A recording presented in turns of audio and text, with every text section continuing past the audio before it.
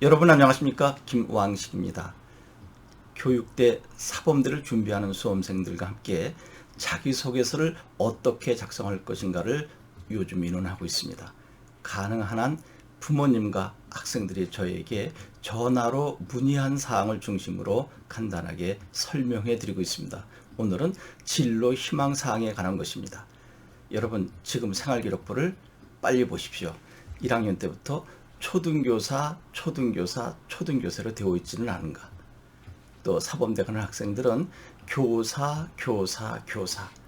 이렇게 되어 있을 때 가장 잘 기록되어 있다라고 생각하고, 또 어떤 학생은 1학년 때 의사가 되고 싶었습니다. 문이과 공통이니까요. 아니면 판사, 변호사, 검사, 법조인이 되어 있을 수 있겠죠. 그리고 2학년 때 이과 학생은 문과로 와서 또 판검사가 되고 싶다든지, 반대로 1학년 때 판검사 됐던 사람은 이과로 가게 돼서 의사가 되고 싶다든지, 그야말로 왔다 갔다 한 거죠. 그리고 이제 3학년 때 와서 이제 9월 달에까지도 수정할 수 있으니까 내가 교사가 돼야 되겠다 그러면 초등교사의 길을.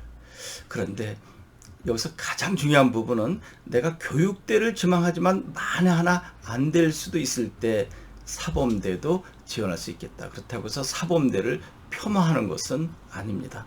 교대를 지망하려고 하는데 만약에 사범대를 가려고 한다면 그럼 어떡하지? 사범대 면접시험에 너 자네 왜 초등교사 가려고 했는데 왜 사범대로 와? 왜 교사가 돼? 기회주의자 아냐? 왜 이렇게 왔다 갔다 해? 라고 했을 때 어떻게 합니까? 라고 하는 것입니다. 이것은 제 이야기가 아니라 저에게 며칠 전에 전화를 주신 어머님의 고민이었습니다. 여러분, 공통된 고민 아닐까요? 그러면 전자에서 일관성 있게 초등교사의 꿈을 또는 교사의 꿈을 가지고 있는 학생은 편안할까요? 어떤 일이 벌어질 수 있습니까? 한 4, 5년 전에 직접 저와 함께 공부한 학생의 면접 내용입니다. 어떻게 자네는 3년 동안 꿈이 하나도 바뀌지 않는가? 적어도 고등학교 청소년기에는 다양한 꿈 변화를 가지고 있어야 되지 않겠는가?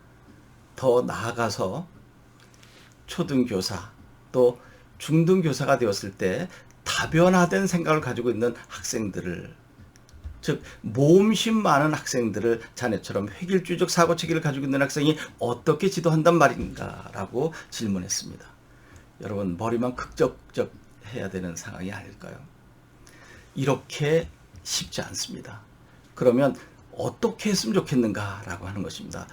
만약에 저라면 1학년 때는 다양한 희망을 가지고 있는 것 좋습니다. 그렇지 않을까요? 적어도 고등학교 1학년 때 많은 꿈을 가지고 있지 않겠어요? 그리고 2학년, 3학년 때 와서 봉사활동, 자율활동, 또 특별활동 등을 하는 과정 속에 나의 꿈이 구체화되어 가는 것, 이것이 가장 바람직하지 않을까요? 그런데 이제 각각 달랐을 때 그럼 어떻게 해야 되느냐?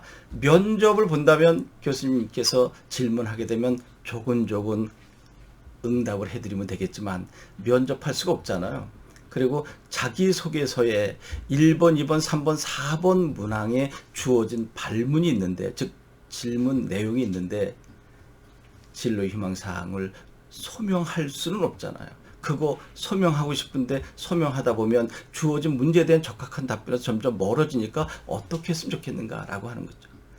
한 줄 정도 간단하게 1번에서든지 아니면 2, 3, 4번에서 문제를 풀어가는 과정 속에, 즉 질문에 대한 답변하는 과정 속에서 부드럽게 소명해 가는 거죠.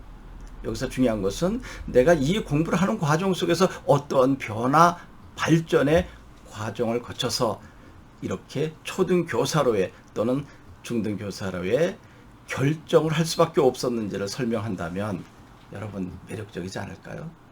고교 시절은 고민이 많다는 것을 교수님들께서는 이해하십니다.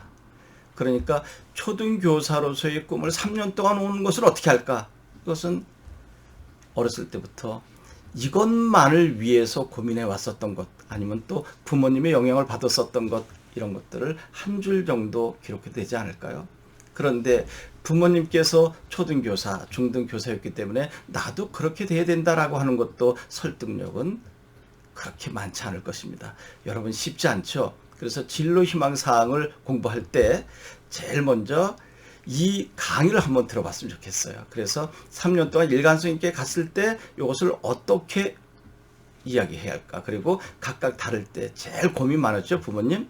특히 전화 주신 어머님께서 이걸 어떻게 설명해야 됩니까? 라고 했을 때 제가 이 약 한 5, 6분 정도의 설명만으로도 충분히 아마 소명할 수 있지 않을까 하는 생각이 듭니다. 여러분, 다음 시간에는 이제 교내 활동, 이제 2번 문항에서 학교에서 활동한 것을 중심으로 기술하라. 교회 활동은 안 된다. 그러나 교장님께서, 즉 교장 선생님께서 허락한 것은 가능하다라고 했는데 이런 질문이 나왔습니다. 교내 활동 그러면 학교 울타리 안에서만 활동한 것으로 생각을 하는데 여러분 그것은 아닙니다. 그러면 교문 밖에서 활동한 거, 교문 밖의 환경 정화 청소는 어떻게 할 것입니까? 그리고 지역아동센터에서 다문화 가정 자녀 아이의 가르침은 어떻게 할 것이고 노인 요양원에서 할머님들, 할아버님들과 말벗 해드리고 일손 도왔던 것은 도대체 어떻게 합니까? 그것은 교내 활동 아닌가요? 이제 이 부분을 다음 시간에 여러분들에게 설명해 드리도록 하겠습니다. 이것도 어제 한 늦게 질문 온 것인데 제가 따로 메모해 놨다가 오늘 공지해 드리는 것입니다. 여러분, 아직 시간 많이 남았습니다. 한 20일 정도면 충분히 남은 거 아닌가요? 천천히 차근차근, 그리고 나열식이 되지 않도록 노력해 주시고요. 또 이제 제가 쓴 거에 뭐 댓글 다는 사람들이 거의 없지만 이제 지난번에 한 거 보니까 한 사범대 조모모 학생이 다뤘습니다. 도움이 많이 됐습니다라고 했는데 제가 여기서 이야기하는 것을 여러분들이 구체화 시켰을 때, 그리고 여러분만의 자소서가 창의적으로 이루어졌을 때 제가 도움을 드린 것 아닌가 하는 생각이 듭니다.